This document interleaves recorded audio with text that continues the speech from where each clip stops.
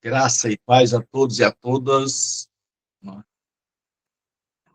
Nós estamos para mais uma aula do Seminário de Educação Teológica das Assembleias de Deus, o CETAD.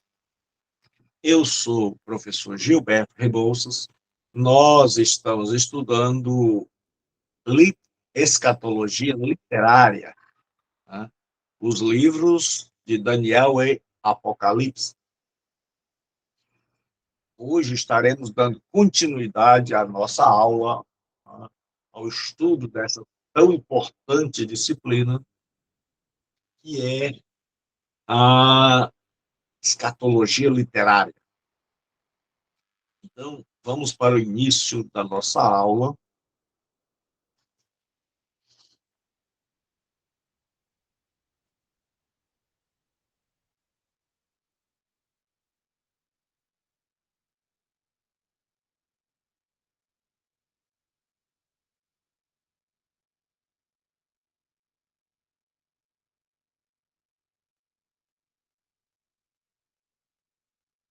Deram-me um caniço semelhante a uma haste e me disseram: levante, mede o santuário de Deus, o altar e os que nele adoram. Mas deixa o pátio que está fora do santuário. Não meças, porque foi dado aos gentios.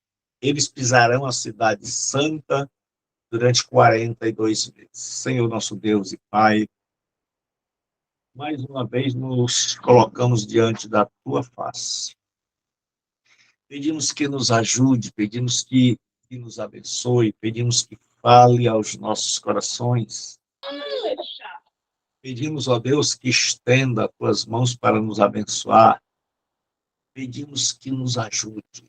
Em nome de Jesus Cristo, o teu Filho amado, que vive e reina para todo sempre. Amém. Vai ser, meu pastor. Vai ser. Então,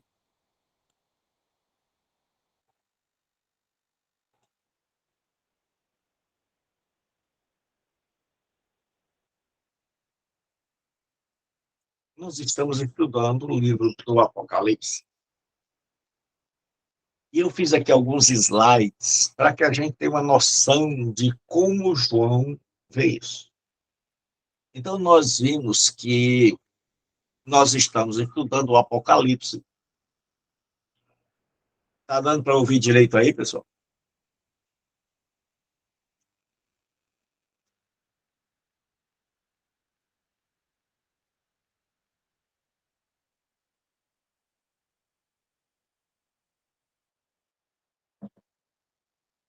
Tá dando para ouvir, pastor, direitinho. Muito obrigado, Vicente. Ninguém teve a coragem de me ajudar. Então, nós estamos vendo o livro do Apocalipse.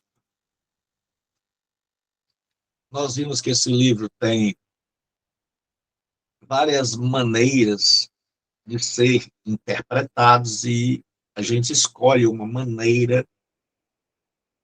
Nós vemos que tem um modo preterista, que interpreta tudo como nos dias de João, acontecendo, e nós temos o modo futurista, que é o que nós estamos usando aqui, preterista futurista, né?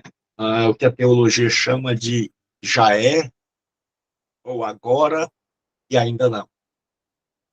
Acreditamos que partes se cumpriram nos dias de João, ou que teve um cumprimento parcial, mas que estas profecias ainda têm uma dimensão maior no futuro. Então, quando a gente vai ler o Apocalipse, nós temos que ver que João, ele vê como slides. Então, eu fiz aqui alguns slides para que a gente possa ter noção, né, de como a coisa ela acontece. Nós temos aqui os 144 mil, a grande multidão, de repente passa para as duas testemunhas, que estão vestidas de saco. de repente vai passar para uma imagem, né, de um dragão, de uma besta que sobe da terra, essa besta aqui, de uma besta que sobe do mar, né, que elas têm várias cabeças. Então, João está vendo, e muitas vezes ele volta ao assunto, né? Aí ele vai nos mostrar o dragão, que é o que nós vamos estudar hoje, que para diante da mulher. Ele vai nos mostrar a grande prostituta, que é a Babilônia, que na verdade é Roma. Então, se nós queremos interpretar o livro do Apocalipse, nós temos que levar em conta tudo isso que nos está sendo apresentado. Levando em conta que o Apocalipse foi escrito para a igreja, mais precisamente para a igreja sofredora em Éfeso, e no livro do Apocalipse tem esse embate. Deus versus Roma. E a igreja está aí. Então, nós vimos que existe a maneira pré-tribulacionista, ou melhor dizendo, a maneira da teologia que departamentaliza as áreas da teologia, chamada de teologia dispensacionalista. Essa teologia diz que Deus tem dois planos, um para a igreja, outro para Israel. Então, que a igreja sobe no capítulo 4 e retorna com Jesus no capítulo 19. Então, do capítulo 4 ao 18, do capítulo 5 ao 18, a igreja não estará mais na terra. Então, ali é a angústia de Jacó. Nós vimos que Deus não escreve para a igreja, para Israel, Deus escreve para a igreja.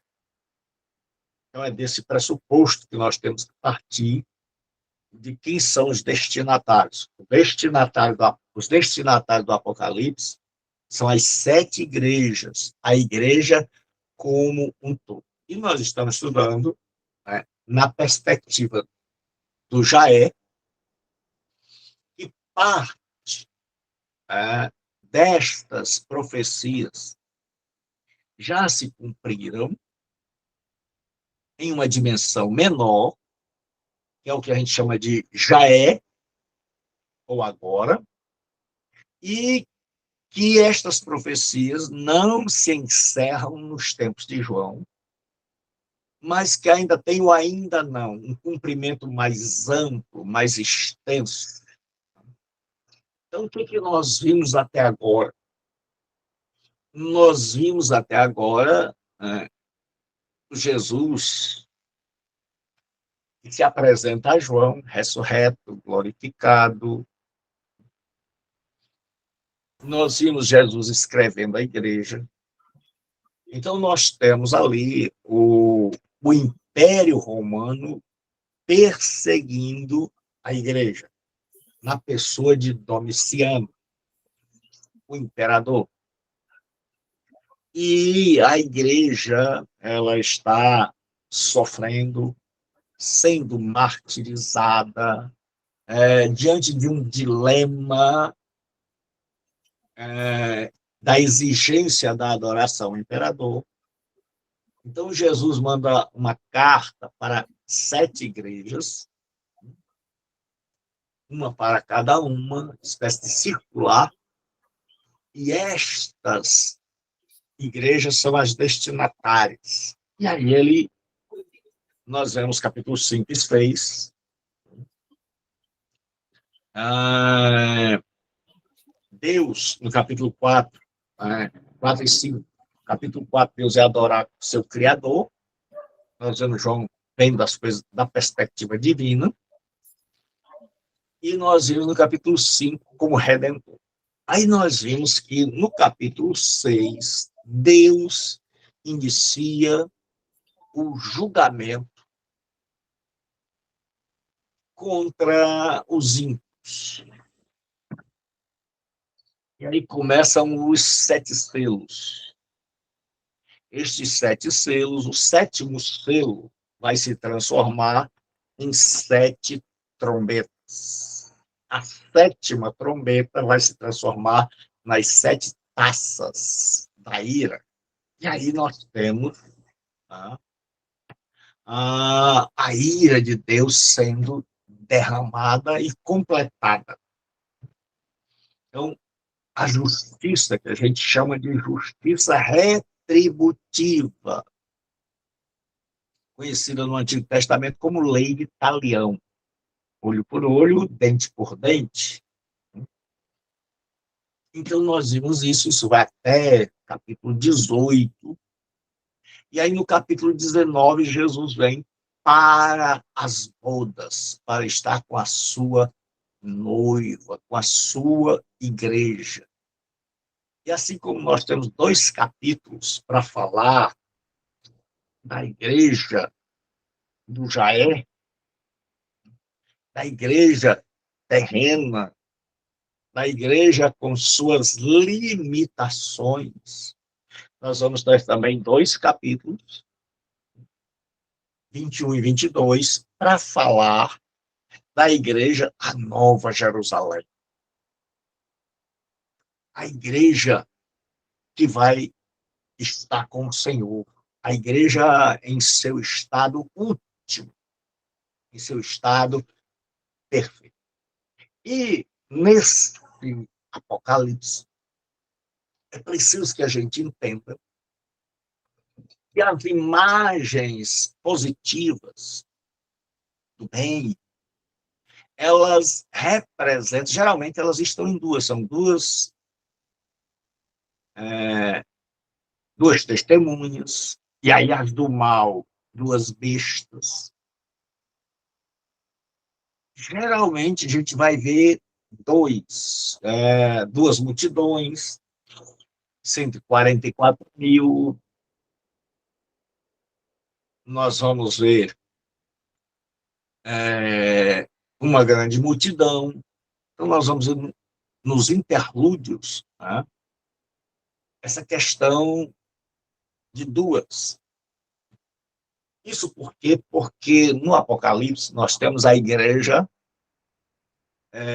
contendo judeus e gentios. Não mais uma igreja só de judeus, não mais uma igreja só de gentios, mas a igreja com essa englobando todos os povos, judeus e gentios, todos aqueles que creram. Daí nós vamos ver 2 testemunhas, 2 multidões, 2 capítulos para falar das igrejas, 2 capítulos no final, para falar, e nós vamos ver sempre esses 2 aspectos, dizendo assim: os que creem em Jesus Cristo guardam o mandamento de Deus e a fé em Jesus Cristo, né? Mostrando que a igreja, aqui no Apocalipse, quando João pensa em igreja, ele pensa nesse Israel convertido, aquilo que Paulo chama de a oliveira, que alguns galhos foram quebrados e nós, judeus, fomos enxertados. Então, Paulo vê a igreja, João vê a igreja como essa oliveira composta de judeus e gentios. Então, nós já vimos isso aqui, nós já vimos que Deus manda João medir o templo para preservar. Nós vimos que o templo é o naos, né? Nós temos Hieron, são todos esses pátios aqui, né? O Hieron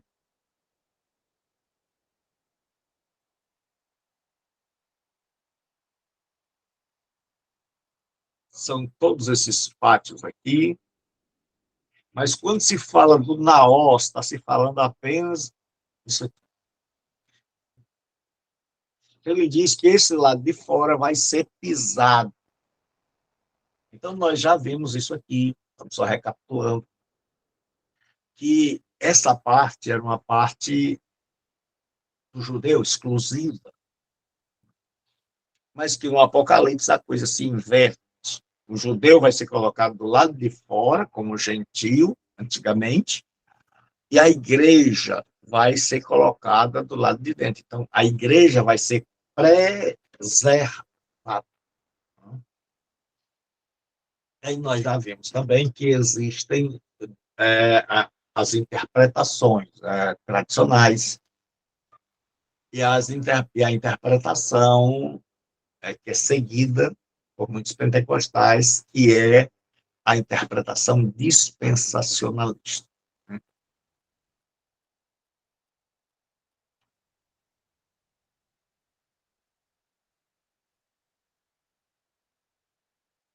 Então, assim, considerai as minhas duas testemunhas, concederei as minhas duas testemunhas que profetizam durante 200, durante 1.260 dias, vestido de pano de saco, e estas são as duas oliveiras e os dois candeeiros.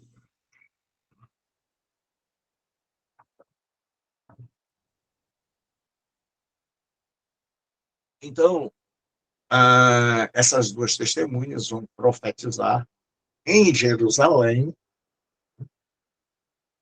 Alguns até pensam também que elas estão em Roma, mas o mais dentro do contexto, elas estão em Jerusalém.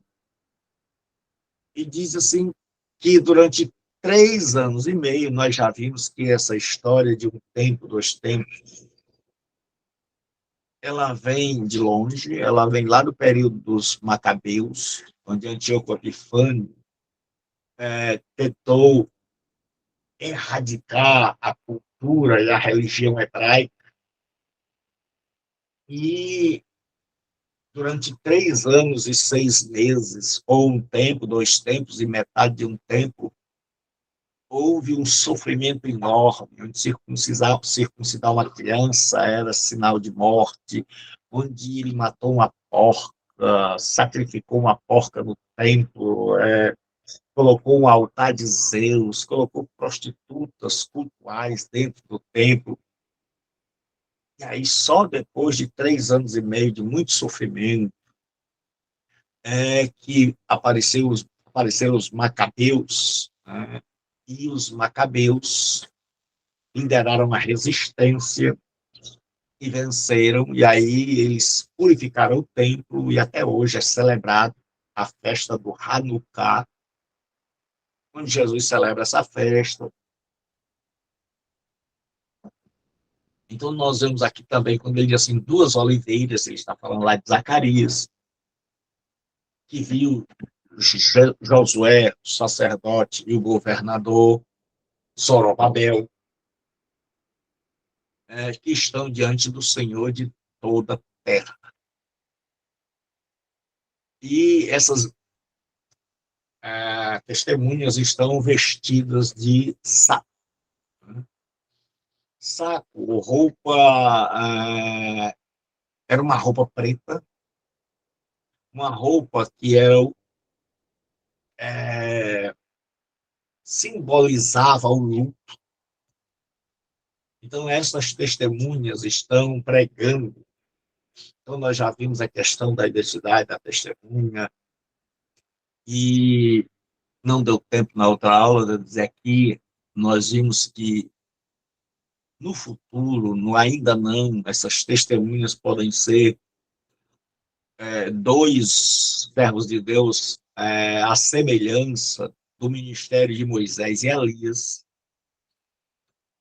mas que eles representam a igreja. E quando a gente fala em igreja, eu já tentei aqui na introdução de hoje, não é a igreja local, mas a igreja universal. A igreja como ela real, como Deus a vê, a igreja composta de judeus e gentios, a igreja que vai triunfar. Então, esses dois homens, tá? Eles representam essa união entre judeu e gentio na mesma igreja. Então, o que acontece? Esse testemunho que foi dado antigamente, né? Começando por João Batista, Jesus Cristo, pela igreja, tanto na sua ala judaica como na sua ala gentílica. Essas testemunhas, Jesus diz, vós sois as minhas testemunhas. No preterismo, e naquela época, as pessoas foram mortas, parecia que o Império Romano havia vencido. E aí nós temos aqui essas duas testemunhas de luto, porque estão pregando para um mundo mau, para um mundo perverso, e elas estão denunciando o pecado deste mundo que está morto em seus delitos e pecados. Então, o que acontece? Aí vocês estão livres para perguntarem. Eu tenho achado muito pouca pergunta para tanto matéria. Deus vai usar com eles a lei de Talião, que é a lei da retribuição. Esse é um tema importante do livro.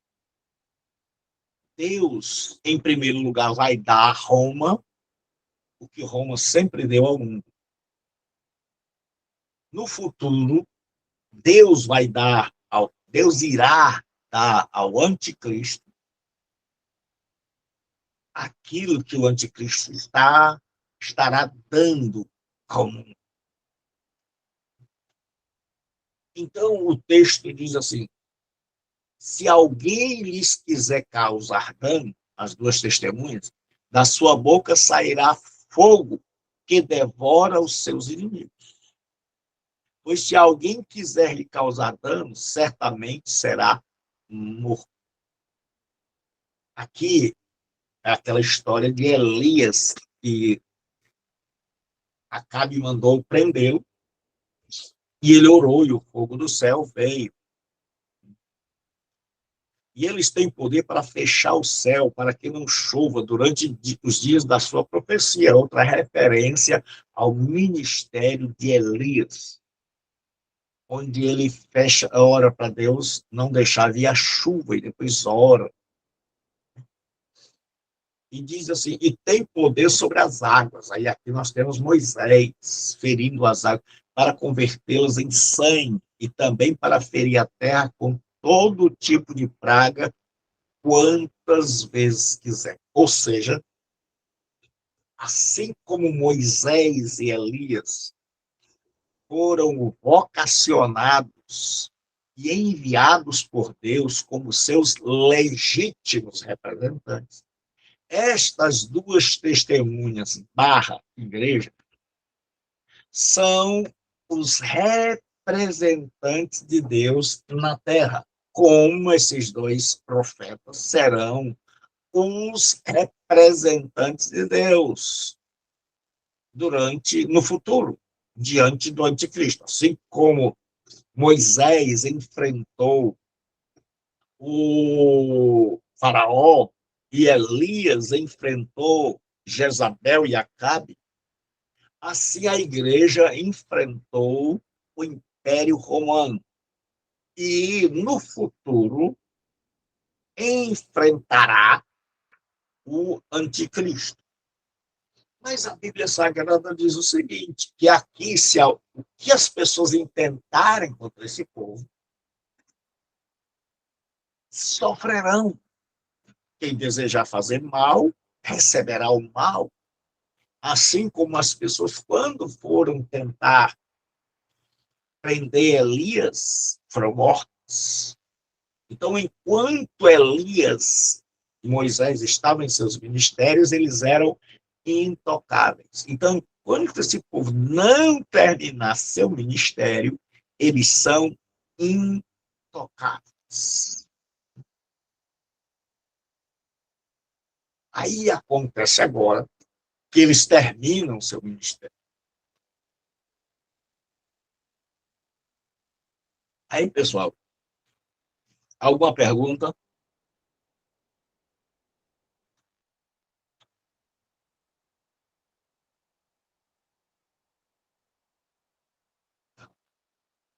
A morte das duas testemunhas.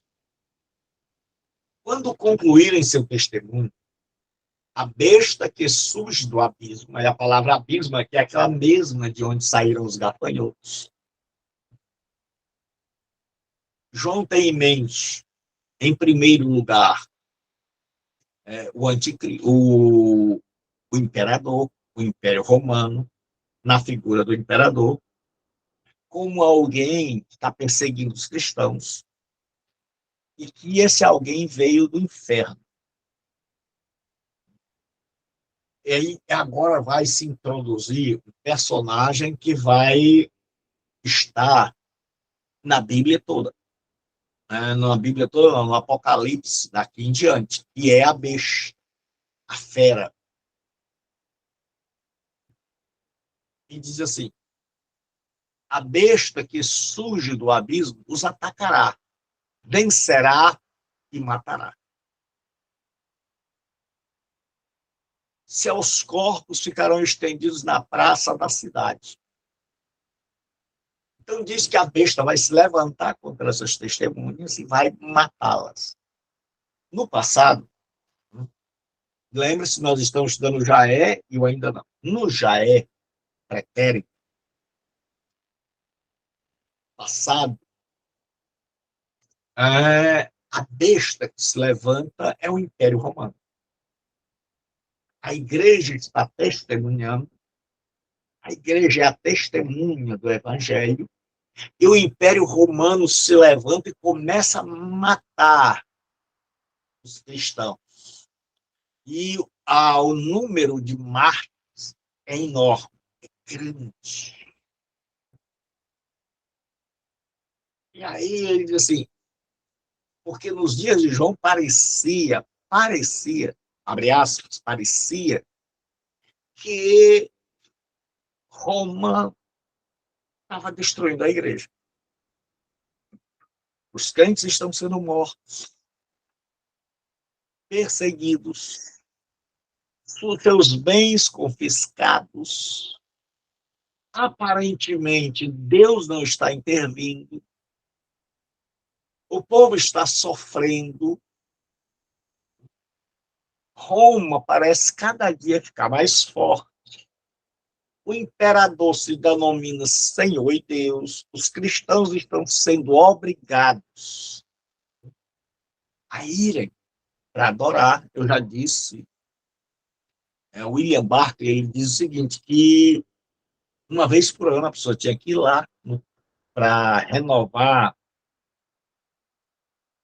uma espécie de licença e para mostrar que era leal, então ele tinha que adorar o imperador na presença dos dois sacerdotes do imperador, adorar a imagem do imperador, e aí ele saía com aquela licença renovada. Os cristãos não faziam. E ao não fazê-lo, eles eram declarados relígio ilícita, ou uma religião de bandidos. Que para Roma não tinha perdão. Aí ele diz assim, seus corpos ficaram estendidos na praça, que era o lugar mais importante da cidade, o lugar mais visível. Significa que essas pessoas não podem ser sepultadas. E na cultura hebraica, era uma coisa terrível, uma abominação terrível.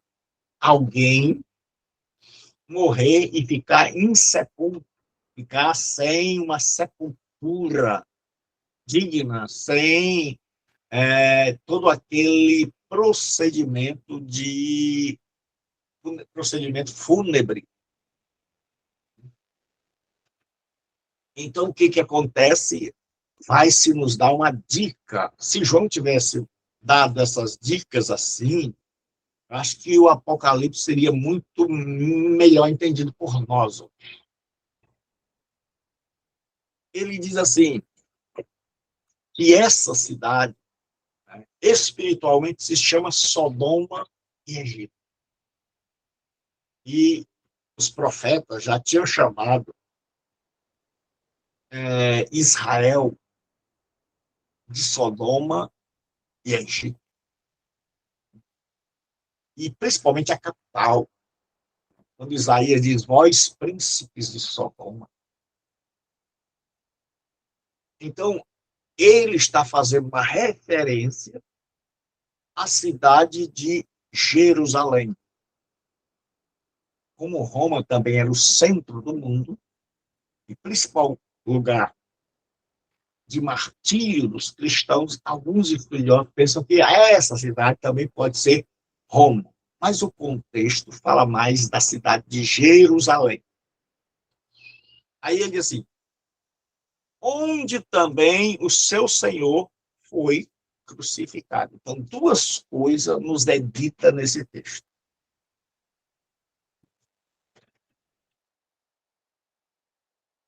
Se Jesus é o meu Senhor e o seu Senhor, o que nós somos? Cristãos ou não cristãos? Cristãos. Só o Vicente está falando hoje. Vou perguntar de novo. A Bíblia diz assim, que essa cidade se chama Sodoma e Egito. Mas ela diz, onde o seu Senhor? Senhor de quem? Senhor das duas testemunhas. Então, se Jesus é o Senhor, estas testemunhas são cristãos ou não? São, sim. A segunda coisa que nos é dito nesse texto é que essa cidade, onde esses cristãos foram mortos, é a cidade onde Jesus foi crucificado. E qual foi a cidade onde Jesus foi crucificado? Jerusalém. Então, é baseado nestas informações que João nos dá, que muitos estudiosos dizem que esses homens simbolizam a igreja, na sua totalidade, gentio, judeu. Por quê? Porque diz que o seu Senhor, se Jesus é o Senhor dessas testemunhas, então elas são cristãs. E elas vão morrer em Jerusalém, que era a cidade que foi acusada de matar os santos. E lembrando que há um futuro, nós não vamos ficar apenas no pretérito, no já Pastor, é. Diga-me. quer dizer que eles aí, no caso, estão representando a igreja formada de judeus e gentios, representando a igreja ao todo, não é isso? Isso. Geralmente, o Apocalipse vai falar de dois grupos. Porque quando a gente via a gente via a igreja naquele debate enorme que Paulo vai fazer sobre os gentios e os judeus dentro da igreja. Mas João, no Apocalipse, ele vê a igreja unida. E os estudiosos dizem o seguinte, essa igreja que João vê é a igreja perfeita, a igreja ideal, enquanto que hoje nós temos a igreja formal.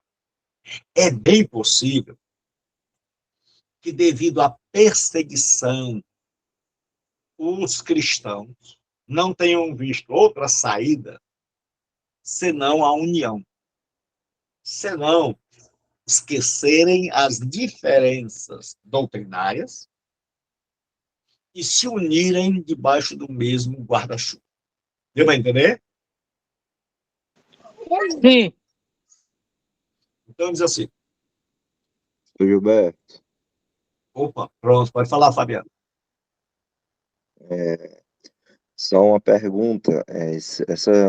O ministério, seja a igreja, né, representada aí por essas duas testemunhas, esse momento aí da história futura tem a ver com o grande sinal escatológico que Jesus falou, quando ele disse que por todo o mundo seria pregado o evangelho? Tem alguma Isso, coisa a ver? isso, Seria nesse tempo que precede, então, a vinda dele, né? isso. Então, Fabiano foi bem em cima. É, o, o, o dispensacionalismo diz que aquele texto de Jesus ali não se refere a nós. Tá? Então, eles fizeram uma espécie de malabarismo exegético. Como é isso? É que eles dizem que a igreja não vai passar pela tribulação. Então, quando se fala que a igreja não vai passar pela tribulação, então nós temos que pegar todos aqueles textos que Jesus fala dos escolhidos e atribuir a esses eclectos, que é o termo grego, escolhidos, eleitos, e atribuí-los aos judeus. E Jesus ali está falando diretamente com seus discípulos. Quem fez o evangelho comigo sabe que Jesus estava sentado quando ele fez aquele discurso, ensinando os discípulos, em particular, no Monte das Oliveiras. E aqui João está escrevendo para a igreja. Então, esses dois homens, eles representam a igreja do Senhor nesse embate, nessa pregação, em meio a um mundo antagônico, em meio a um mundo contrário, em meio a um mundo que as odeia, naquela época, o Império Romano, no futuro, o anticristo, e essa sociedade que nós vivemos, que cada dia está mais maligna. Deu para entender, pessoal? Deu para entender, Fabiano? Sim, sim, entendi. Então a igreja, nesse ponto aí, vai passar, né? Então, pela grande tribulação, enfrentando o anticristo, né? Continuando, né? A Isso. enfrentar o mundo. E assim, mostra que nesse tempo do fim, vai ter um grande avivamento, né? Isso. Os fiéis de Deus, não vai ser só o mal prevalecer, não, mas o avivamento vai prevalecer, como elas vão ressuscitar, né? Isso é o que consola a igreja.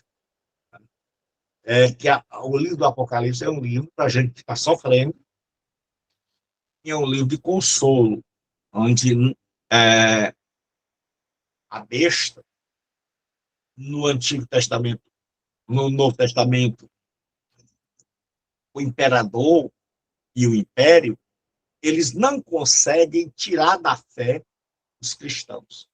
Os cristãos dão prova da vitória, não amando as suas vidas e colocando Cristo e sua mensagem em primeiro lugar. Então, para eles, morrer não é perda. Morrer é lucro. Como disse Paulo, o viver para mim o morrer para mim é lucro e o viver é Cristo. Ele assim, pessoas de vários povos, tribos e línguas, nações, verão seus corpos durante 3 dias e meio. Veja que há um paralelo entre os 3 anos e meio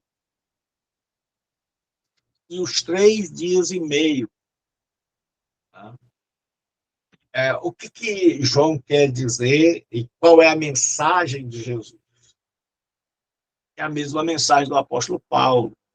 Paulo diz: tenho por certo que as aflições do tempo presente não hão de se comparar com a glória que em nós há de ser revelada. Então, ele está dizendo que, João está dizendo aqui o seguinte, que em comparação com o que os homens maus vão sofrer, a igreja, ela tem um sofrimento de 3 anos, de 3 dias e meio, que é infinitamente menor do que 3 anos e meio. Ou seja, o sofrimento da igreja era um sofrimento que tinha um tempo limitado e que a igreja tinha, com a morte, a vitória final. E aí ele diz assim, e não permitirão que sejam sepultados, que era a maneira de você denegrir, manchar, violar a reputação daquelas pessoas. Então, eles ali deixam de propósito, e os cristãos, nós vimos que no preterismo, os cristãos, eles eram usados por Nero, por outros imperadores, como tochas para iluminar as festas. Eles serviam de diversão nas arenas, no Coliseu. Eles eram obrigados a lutar com touros, com gladiadores, e aquilo fazia com que o povo se divertisse, o povo gostava de ver aquelas pessoas ali, e que muitas vezes não tinham um sepultamento digno. Lembrando que os que morriam nas arenas, muitas vezes a sepultura era o estômago das feras. Lembrando que muitas vezes aqueles que morriam nas arenas eram pessoas que eram jogadas como o lixo. E aí João está vendo isso. E no futuro, o anticristo vai perseguir o povo de Deus. E vai também tentar manchar a reputação, como hoje nós estamos vivendo em um mundo onde a reputação evangélica está sendo manchada.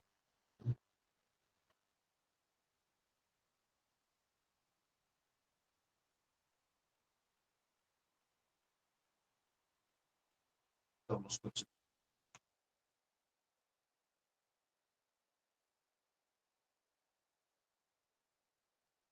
Aí a alegria dos ímpios. O que João quer dizer para os seus ouvintes, se a gente lembrar que ele está escrevendo à igreja, ele vai mostrar que a alegria dos ímpios é uma alegria que, como a gente diz, a alegria de pobre dura pouco. Os habitantes da terra se alegrarão sobre eles e comemorarão. Como era lá no antigo, vai haver no futuro também. Alegria. Alegria porque aquelas duas testemunhas incomodavam as pessoas com a sua pregação de arrependimento. As pessoas não querem ouvir este tipo de mensagem indigesta.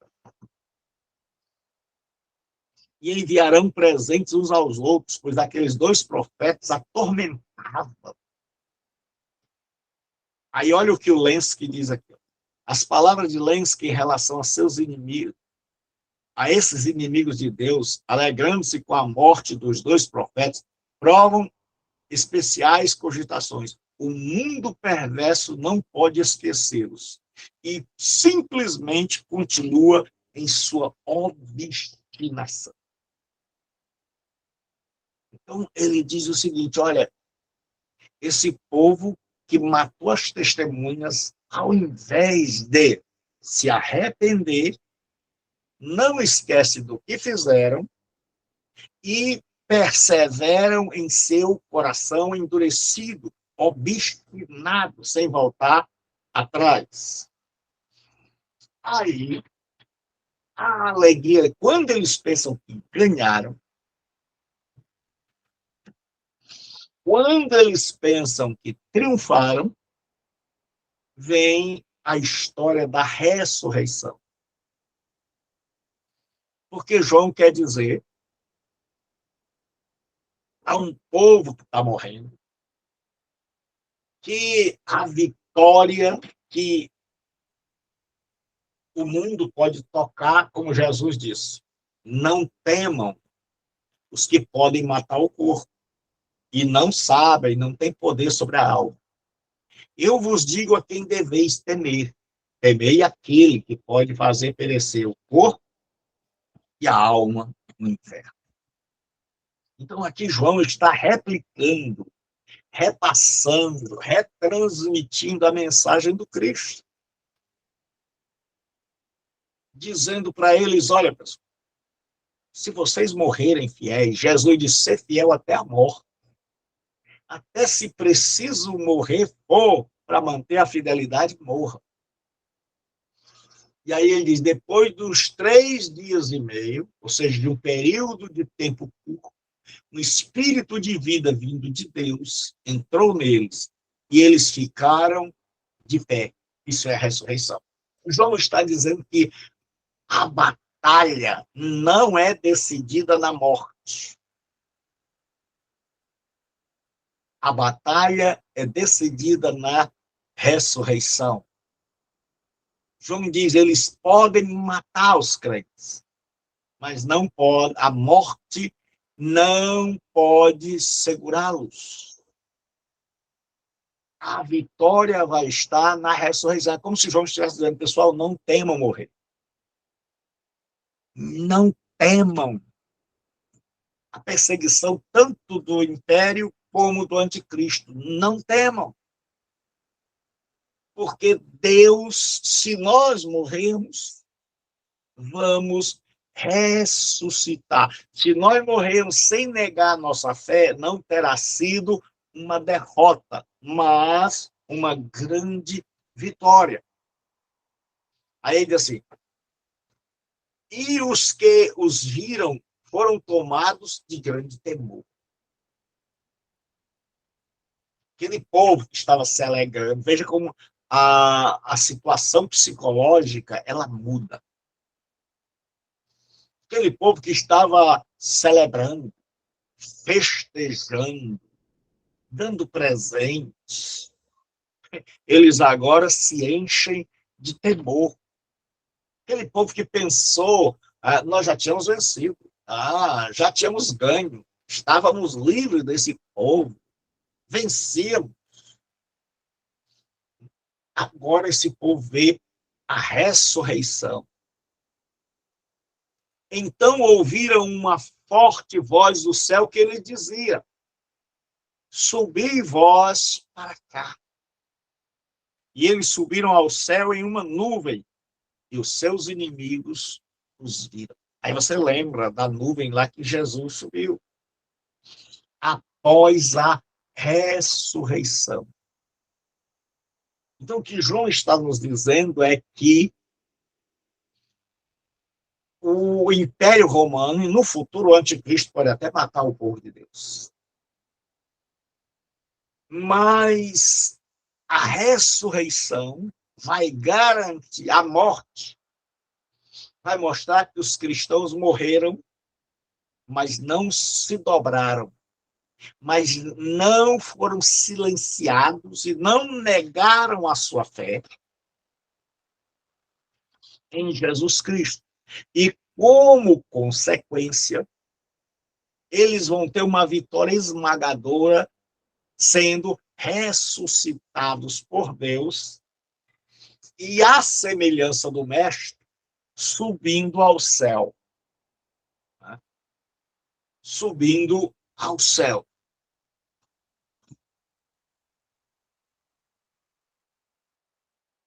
Aí surge um texto que tem 2 interpretações. Aliás, tem várias. Naquela hora, houve um grande terremoto, e a 10ª parte da cidade caiu. Cidade de Jerusalém. E foram mortos 7.000 homens no terremoto. Os demais ficaram atemorizados e deram glória a Deus. A grande dificuldade está aqui. E deram glória a Deus. Então, os estudiosos estão divididos. Uns dizem que esses deram glória a Deus significa um temor passageiro, um temor por causa do terremoto, e que na hora do medo todo mundo dá glória a Deus. Já outros dizem não. Eles realmente se converteram, porque dar glória a Deus significa reconhecer o seu senhorio. Então, é bem possível que essa segunda interpretação seja o que está na mente de João, que as pessoas vendo aquilo ali, elas deram glória a Deus, ao Deus do céu, ou seja, elas se arrependeram. Se bem que a outra interpretação, ela tem muito peso, porque em todo esse juízo de Deus, preste bem atenção, esse juízo de Deus, ele vai se desdobrando, ele começa com 7 selos, e aí nós temos todo o juízo de Deus. Nos 7 selos, nós temos todo o juízo de Deus. Só que o 7º selo é dividido em 7 trombetas. A 7ª trombeta é dividida em 7 taças, para mostrar todo o juízo de Deus. Então, quando a gente observa isso aí, a gente vai ver que a terça parte foi ferida, a terça parte foi atingida, mas os homens não se arrependeram. Então, por isso, os teólogos estão divididos entre aqueles que deram glória a Deus, significa deram glória a Deus por causa do que aconteceu, do terremoto, por temor passageiro, mas outros dizem não. Eles, em todo lugar que diz na Bíblia que deram glória a Deus, significa que realmente se converteram. Então, eu botei aqui, conversão ou temor passageiro. Aí você lê aqui os argumentos de ambos os lados. E agora, no 11, do 14 ao 19, nós temos a última trombeta. A 7ª trombeta. Esse texto é uma espécie de resumo do filme. O William Barclay, ele diz o seguinte, que esse texto era para estar lá no fim do Apocalipse. Mas ele está aqui porque João vê o fim, e como eu disse a vocês, ele está passando, ele está tendo visões como slides, que vão passando diante dele, e esses slides vão e voltam, como toda profecia vai lá no futuro e volta para o presente, e a gente tem dificuldade muitas vezes, se não olhar direito, se está lá no futuro ainda ou se já voltou para o presente. Então, aqui, agora, tá, no meio do livro, o João chega e Deus o leva lá no futuro. Lá no final das pragas. Ele assim, o segundo ano, ai, passou. E o terceiro está por vir. O 7º anjo tocou a sua trombeta e surgiram no céu fortes vozes, que diziam, o rei do mundo passou a ser de nosso Senhor e do seu Cristo. Ele está, é como se ele estivesse dizendo, quando terminar o juízo, as 7 taças que ainda faltam, então o reino do mundo permanece, é tomado para o Senhor Jesus. Preste atenção no que ele diz. o reino do mundo, tudo no singular. Satanás diz, olha, se tu me adorares, se prostrar me adorares, tudo isso te darei. E mostrou-lhe os reinos do mundo. Mas aqui está no singular, mostrando que tudo, todo o império do mal foi vencido, foi abatido. Então tinha um mundo de Deus, o mundo da bondade, o mundo da justiça, da equidade, mas tinha um império da maldade, da corrupção, do satanismo, da prostituição, da corrupção. Esse império paralelo que se levanta contra Deus e contra tudo aquilo que é objeto de culto. E aí, João vê o fim desse reino que a gente chama mundo, sistema. E ele diz, Deus triunfa sobre esse sistema maligno, sobre as ideologias, sobre o ateísmo, sobre o satanismo. Deus triunfa. Tudo agora está, quando terminar o juízo, tudo está. E ele fala no presente, porque tem certeza. Aí ele diz assim, passou a ser do nosso Deus e do seu Cristo, e ele reinará pelos séculos dos séculos. Os 24 anciãos que estavam sentados em seus tronos diante de Deus prostraram sobre o rosto e adoraram a Deus, dizendo, graças te damos, Senhor Deus Todo-Poderoso, que é o El Shaddai do Antigo Testamento, e aqui é o Theos Pantocrator, o Deus Todo-Poderoso, que és que era, porque assumiste teu grande poder e começastes a reinar. Então, mais ou menos assim, Senhor, louvado seja o teu nome. Porque o Senhor entrou na história. Porque o Senhor fez justiça. Porque o Senhor destronou os poderosos. Porque o Senhor botou para fora os corruptos. Porque o Senhor desfez a maldade. Porque o Senhor acabou com o satanismo. Porque o Senhor acabou com toda espécie de oposição. E agora, de canto a canto da terra, de um mar a outro mar, o Senhor governa. Ou seja, o governo do homem, o governo do mal, terminou. A maldade foi vencida. O perverso foi vencido e seu chefe, não só o imperador, mas todo o anticristo e seu império da maldade. Aí ele continua dizendo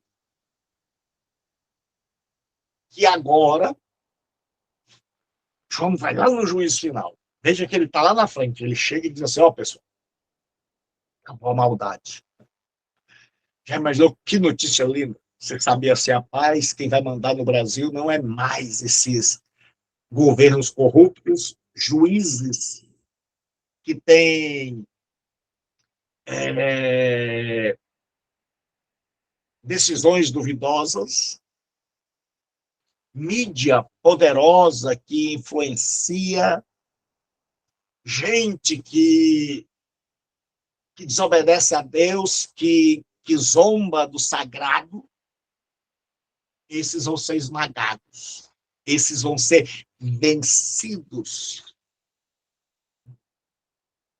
E aí, João diz que agora chegou a hora do juízo. Então, veja, ele deu um pulo lá na frente.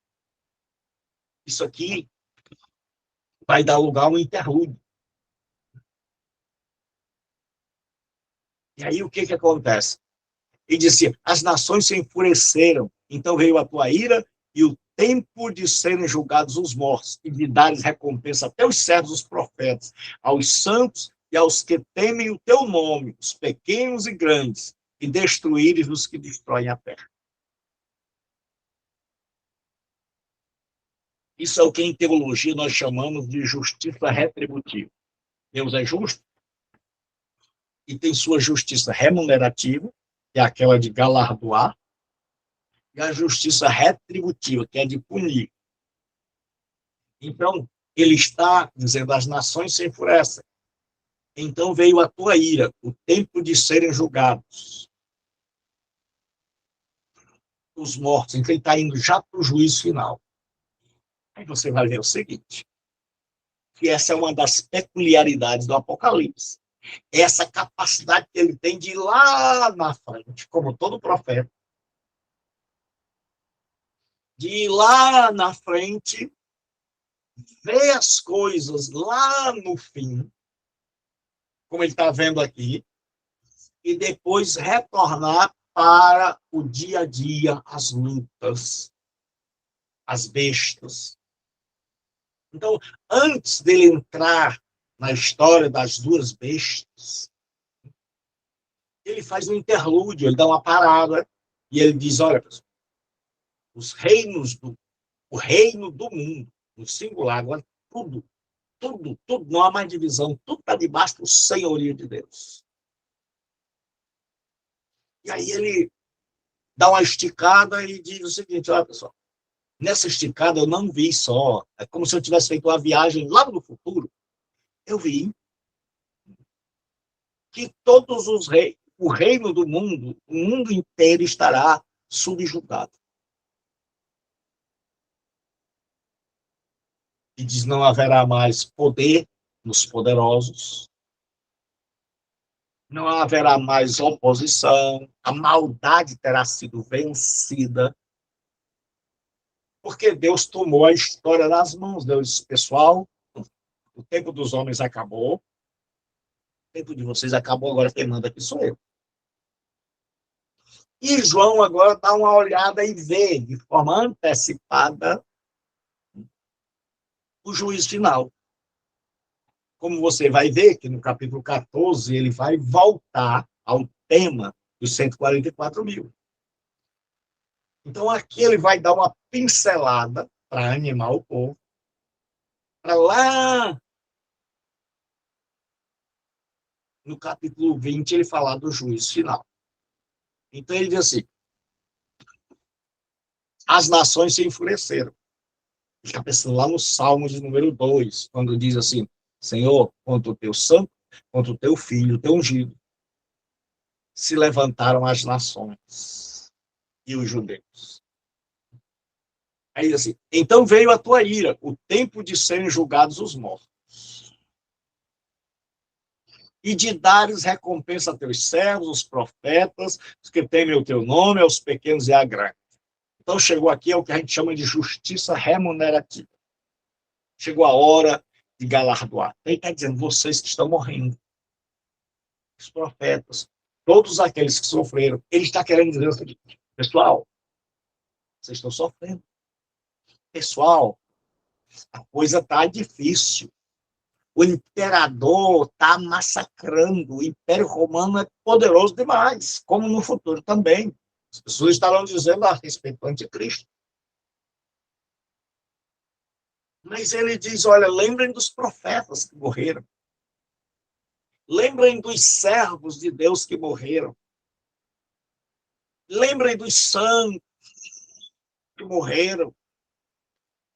E ele diz, daqueles que temem o teu nome, pequenos e grandes. Aqueles que tinham um nome imenso, uma envergadura gigantesca, aqueles que nem nome na história tinham. Ele diz, agora chegou a hora da justiça remunerativa. Deus vai recompensar. E aí ele diz, agora vai ser a justiça retributiva. E de destruíres os que destroem a terra. Ele diz, Deus vai destruir os que destroem a terra. Isso é justiça retributiva. É dar a eles o que eles fizeram. Eles estão acabando com a sociedade, eles estão acabando com o mundo. eles estão dominando, eles estão destruindo as nações. Roma está massacrando todo mundo, e agora ela receberá o que a lei de Italião diz: massacrou, vai ser massacrada. E aí diz assim: então se abriu o santuário de Deus que estava no céu, e nele foi vista a Arca da Aliança. Então agora João tem uma visão tremenda.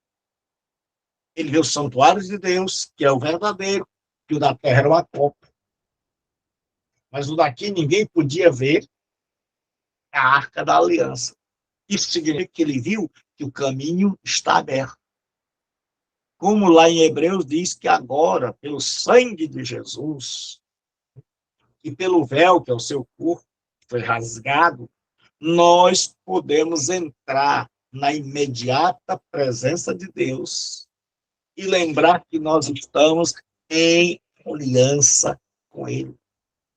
Então, João está dizendo para esse povo perseguido, para aquele povo do futuro. Então, eu espero que quando eu disser aqui, você associe logo com o futuro também, que estas pessoas que estavam morrendo, primeiro, vão ser galardoadas. Segundo, elas têm acesso direto à presença de Deus. Não há véu. A presença de Deus está escancarada, as portas celestiais estão escancaradas para aqueles que se mantiveram fiéis à aliança e que não amaram as suas próprias vidas e que agora, quando tombam na terra, acordam no céu. Aí diz assim: e houve relâmpago, vozes e trovões, né? E forte granizo. O Suéter, ele diz assim, eu gosto muito dos... Ele diz assim: em Cristo Deus fez o novo concerto com os homens, e o aparecimento da arca pelas portas abertas do templo celestial, no momento em que os fiéis receberam a sua recompensa, indica a restauração do acesso perfeito por meio da ascensão do Cristo encarnado.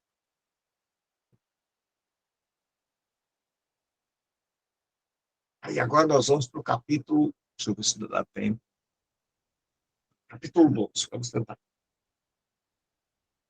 No capítulo 12, vamos ver uma coisa. Eu já disse que nós temos ali um embate. Quem está nessa batalha? Aí está aqui. Eu coloquei aqui. De um lado tem uma mulher vestida de sol, que é a igreja. Do outro lado tem a grande prostituta, a Roma pagã. Então, essa grande prostituta, ela seduz o mundo inteiro. Esta grande prostituta está montada na besta. E esta grande prostituta está a serviço do dragão, que é Satanás. E ela vai se voltar contra esta mulher. Então, esta mulher do capítulo 12 é o oposto da mulher do capítulo 17 e 18. Então, a igreja na terra, nos dias de João, era o que enfrentava o único povo a peitar, a bater de frente com a besta, com o Império Romano. Então, aí João vê agora um grande sinal, dois grandes sinais no céu. Está olhando e ele vê, então ele está na terra. Viu então um grande sinal no céu, uma mulher vestida de sol, com a lua debaixo de seus pés, e uma coroa de 12 estrelas sobre a sua cabeça. ela estava grávida e gritava com as dores de parto, sofrendo intensamente para dar à luz. Então, João vê uma grande mulher, que existem basicamente três interpretações. Uma é que ela é Maria, os antigos, aqueles mais propensos ao catolicismo, eles viam nessa mulher Maria. Outros começaram a ver nesta mulher aqui, com as estrelas na cabeça,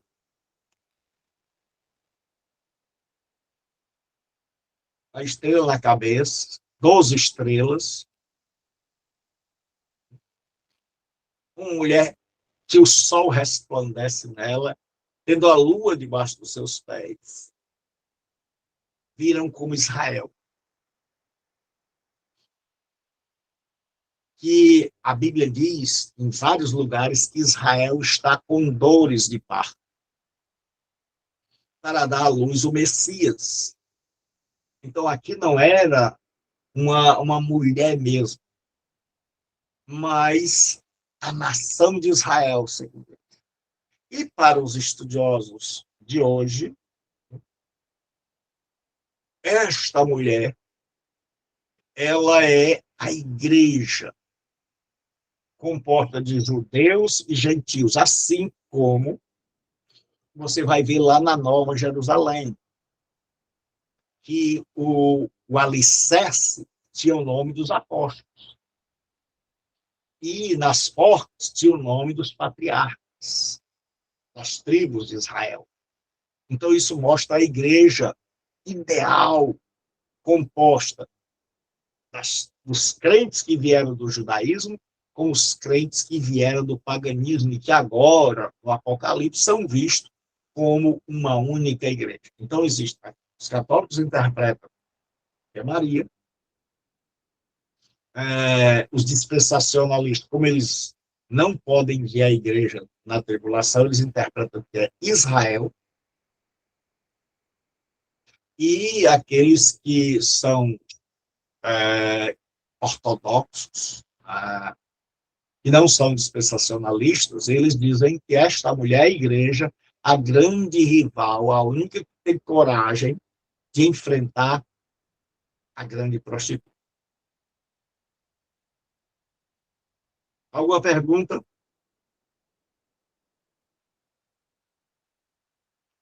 Então, agora diz assim, viu-se também outro sinal no céu, um grande dragão vermelho, com 7 cabeças e 10 chifres. Então, vai começar a aparecer a partir de agora. Veja que sempre há no simbolismo um dualismo, uma guerra. Vai haver a Trindade Santa, que nós vimos lá no início do Apocalipse. Pastor Gilberto. Opa. Pronto, só uma pergunta, me perdoe em ter falado logo, só sobre a interpretação anterior de que a mulher seria ou a igreja, ou Israel, ou então Maria, né, segundo os católicos. Uhum. Mas assim, pelo texto, quando a gente entende que essa mulher deu à luz o Messias, né, o Salvador, ela não está mais para Israel, não, porque a igreja não trouxe Jesus ao mundo, né? É Uhum. o contrário, foi Jesus quem trouxe a igreja ao mundo. É isso. Então, É porque assim, assim, essa mulher representa, então, Israel mesmo? é porque assim, essa pergunta eu amei, eu tenho falado aqui tanto de coisas difíceis e eu vejo que muita gente não tem coragem de fazer uma pergunta dessa. Que a pessoa está ou está só engolindo, ou nem está me ouvindo, ou nem sequer está lendo, ou não tem essa capacidade de dizer, espera aí, como falou agora o meu irmão, amigo Fabiano. É isso que eu espero de vocês. Que eu possa apresentar aqui as grandes dificuldades que nós temos visto e que vocês possam dizer, ei, espera aí, pastor, como é que acontece isso, como falou o Fabiano, né? Jesus não foi quem fundou a igreja? Então, o que acontece? Por isso que eu fiz questão de dizer que essa é a igreja ideal, composta de judeus e gentios. Então, qual é a argumentação deles, Fabiano? Para dizer que é a igreja. Eles dizem assim, olha, se nós formos entender a igreja como igreja normal, natural, não dá, porque ela foi Jesus quem gerou a igreja. Então, o pensamento do Fabiano está corretíssimo. Eles dizem, mas lembre-se que aqui é o Apocalipse, onde toda movimentação de personagens é possível. Então, o que eles dizem? Que o Israel que deu à luz o Messias, né, eles vão para aqueles textos, Fabiano, de Paulo, que existe um Israel dentro do outro. O Israel verdadeiro e o Israel carnal, que Paulo vai mostrar. Então, eles dizem o seguinte, quem deu à luz a Jesus Cristo foi o Israel carnal? Aí eles dizem, resposta, não. Foi o Israel verdadeiro. Se era o Israel verdadeiro, então era o povo de Deus, como Paulo chama a igreja. O Israel de Deus. Então, eles dizem, neste sentido, o Israel de Deus, a igreja como um todo, a igreja ideal, deu à luz o Messias. E aí eles vão dizer que o diabo vai perseguir os filhos da mulher, dizendo que existe uma igreja ideal, que era representada no Antigo Testamento pelos judeus de verdade, de coração, os da fé, Abraão, Isaac, Jacó, e que esses eram a igreja de Deus no Antigo Testamento, e que essa igreja, ela gerou, não foi o Israel carnal, mas essa igreja dos crentes do Antigo Testamento gerou o Messias. Deu à luz, foram os crentes verdadeiros. Eles dizem que o judeu falso não sofreu, mas o judeu verdadeiro sofreu, o judeu que esperava o Messias sofreu. Então, eles sofreram para dar à luz o Messias. E aí eles dizem, agora que não há mais duas igrejas, então a igreja é aquela que deu à luz o Messias, a igreja ideal, composta no Antigo Testamento de judeus, como Abraão, Isaac e Jacó, que formam o que se chama Reino dos Céus, que deu à luz o Messias. E aí agora, o dragão, não podendo tocar na igreja ideal, vai perseguir a igreja real, os filhos desta igreja ideal. Deu para entender como é que eles pensam, Fabiano? Deu sim. O texto anterior fala lá que as cidades que são chamadas espiritualmente de Egito e Sodoma, né? Isso. Então, eles dizem o seguinte, não Esse pode sentido aí. ser... Eles dizem assim, obrigado por ter me lembrado. Eles dizem assim, eu botei aí para vocês, dá uma lida direito. Eles dizem assim, não pode ser Israel, porque Israel aqui está sendo chamado de Egito, Sodoma. Então, chamar uma nação de Egito e de Sodoma, e depois dizer que ela é esta mulher, não faz sentido. mas existem três interpretações. Não só os católicos, alguns teólogos creem que essa mulher é Maria. É claro que isso deu origem à doutrina de Maria. Outros teólogos, principalmente os dispensacionalistas, dizem que é Israel. E os teólogos os mais cultos que eu tenho pesquisado, né, eles vão dizer que se você pegar o Osborne, né, que é o livro que eu dei para vocês aí como referência, é um livro exegético, com muita citação, hebraico, grego, de pensadores desde o começo da igreja até os modernos, do Jorge Led, vocês vão ver que eles vão defender a interpretação de que essa mulher é a igreja perfeita, que começou desde o início do mundo. Porque um dos grandes problemas nossos é a gente achar que a igreja é fruto do Novo Testamento. Aí a gente pergunta assim, e Abraão, Isaac e Jacó?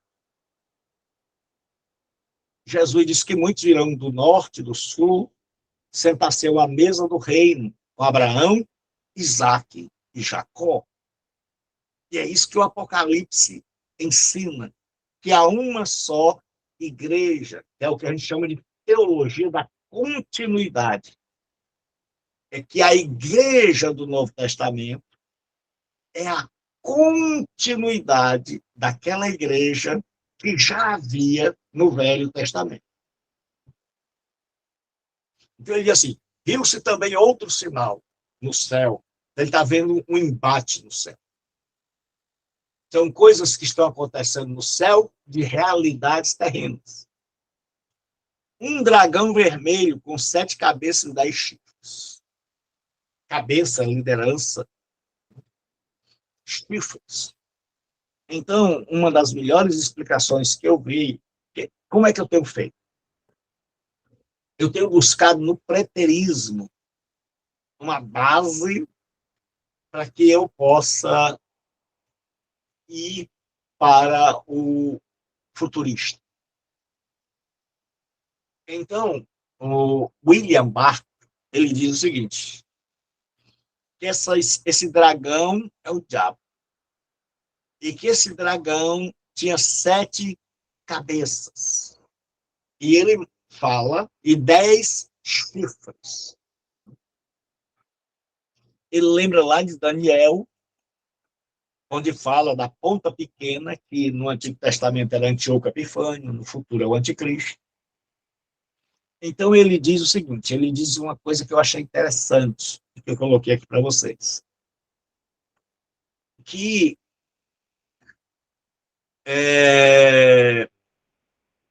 na verdade, existiram 10 imperadores nesse tempo.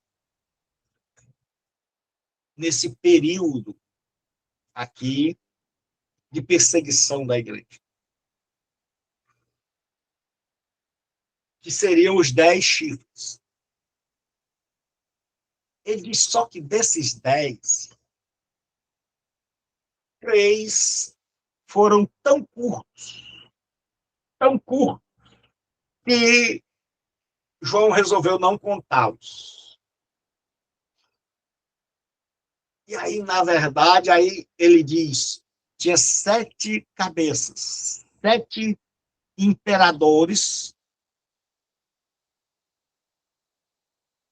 que se levantavam contra o povo de Deus. Então, que o diabo estaria usando essas 7 cabeças. E aí ele diz assim, 10 chifres, para dizer, ó, na totalidade, o tempo que o diabo perseguiu a igreja nessa época, governaram 10 imperadores. Mas desses 10, 3 não tiveram tempo. 3 foram imediatamente acabados. Aí ele diz assim, e sobre as cabeças havia 7 coroas, ou seja, o que João está dizendo é que, olha, tinha 10, para vocês não pensarem que eu não sei de história, mas, na verdade, só 7 participaram intensamente da perseguição. Aí, a sua cauda arrastava a terça parte das estrelas do céu. Esse dragão é o diabo, mas o diabo usa. E no Antigo Testamento, o Antíoco Epifânio prevaleceu contra os sacerdotes até que veio os macabeus, eles resistiram, mas depois eles foram esmagados pelos romanos, lançando-os sobre a terra. Então, aqui tem uma interpretação de que ele estaria, o diabo estaria lançando os anjos sobre a terra. Então, diz assim, e a sua cauda arrastava a terça parte das estrelas do céu, lançando-as sobre a terra. E essa interpretação de que essas estrelas são anjos, ela cabe aqui dentro. Porque lá mais embaixo vai dizer que o diabo foi lançado, o dragão, com os seus anjos. Com os seus anjos. Então, é possível se interpretar como tendo caído o diabo com uma terça parte. Agora, a grande pergunta que se faz é quando ocorreu essa queda, esse derrubar. João está no interlúdio, ele parou, pessoal, vamos dar uma parada, vamos falar agora da grande mulher que vai se opor a Roma e que vai se opor no futuro ao anticristo. Aí ele diz, e o dragão parou diante da mulher que estava para dar a luz, para devorar-lhe o filho, assim que nascesse. Aí os estudiosos, eles dizem que esse texto aqui, alguns dizem que foi Herodes, quando queria matar Jesus. Outros vão dizer que foi o Império Romano tentando destruir, né, o povo de Deus, a igreja.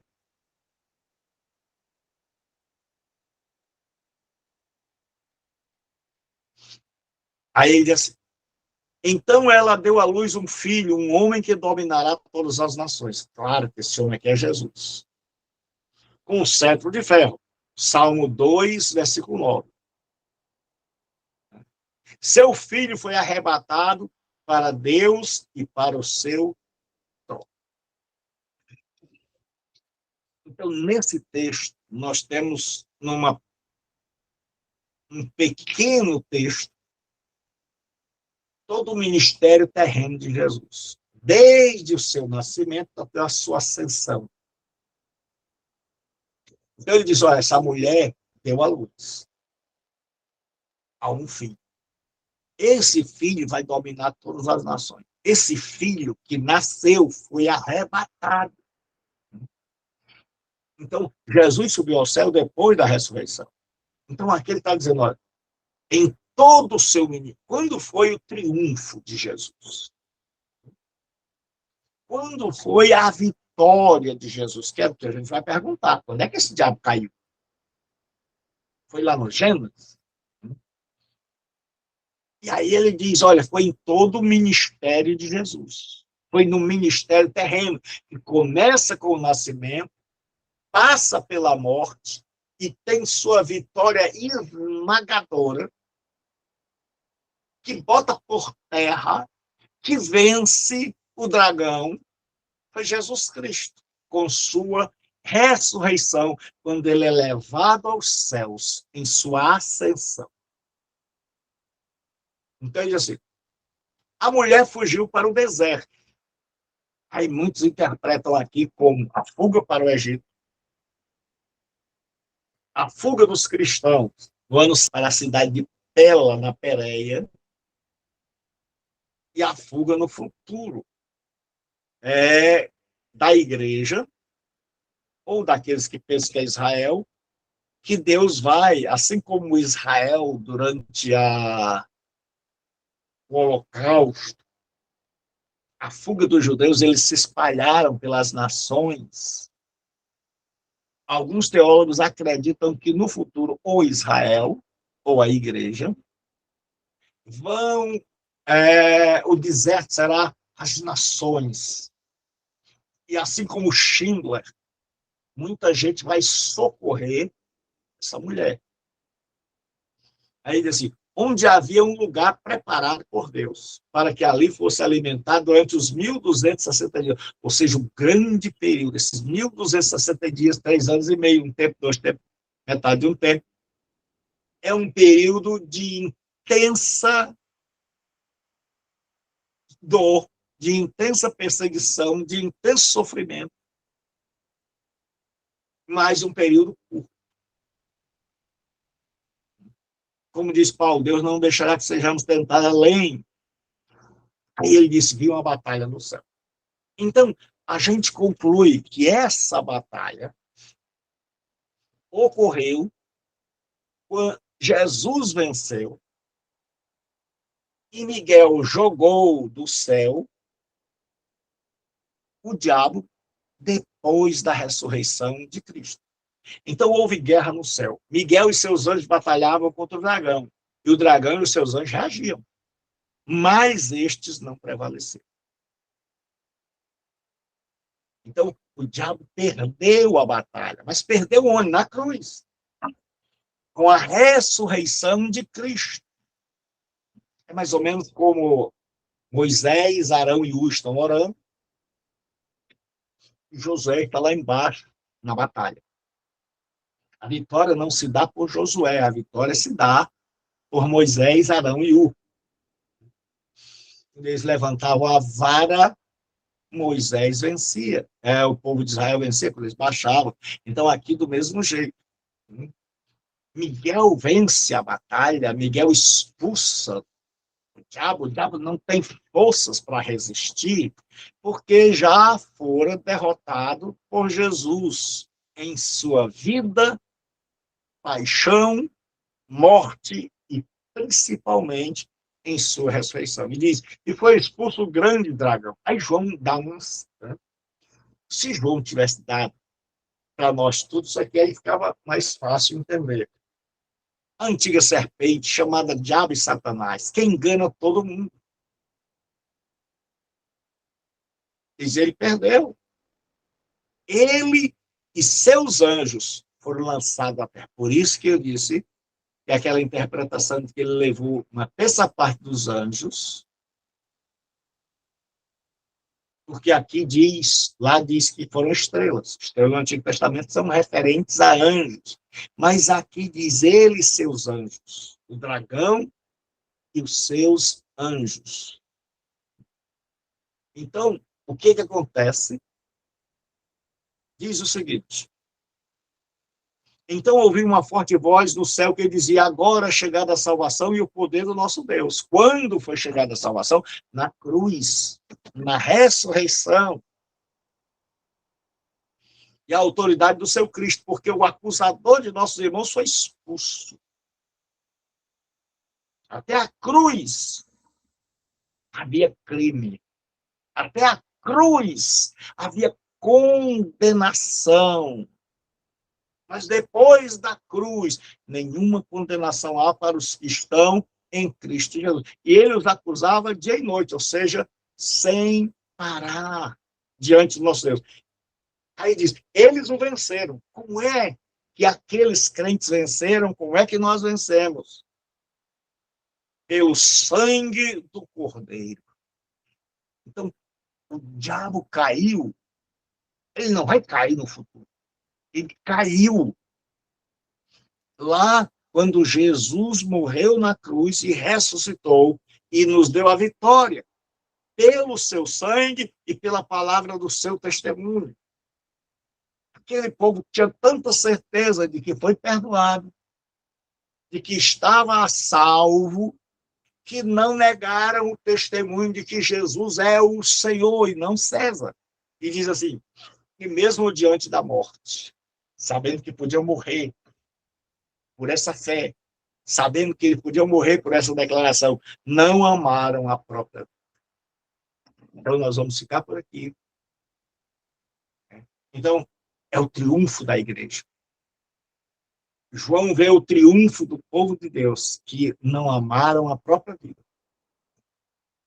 Que os mártires nos deram um grande exemplo de vencer pela morte, sabendo que a ressurreição é certa.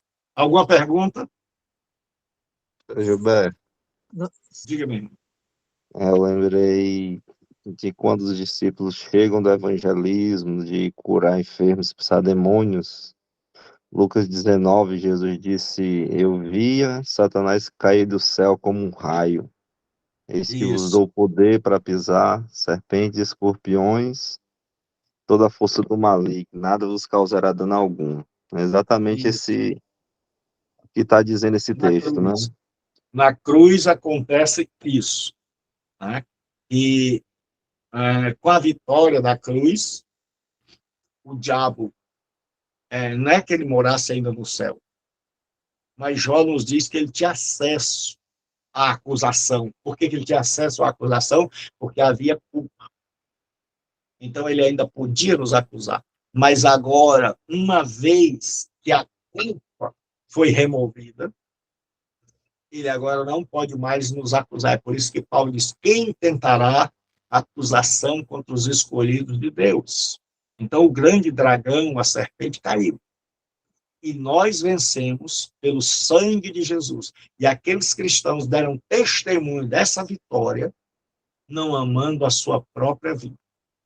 Deus abençoe, fiquem com Deus e orem por mim. Paz do Senhor, pastor. Amém. Paz do Senhor a Paz do Senhor a todos. Até todos. mais, pastor Gilberto. Vai ser, né?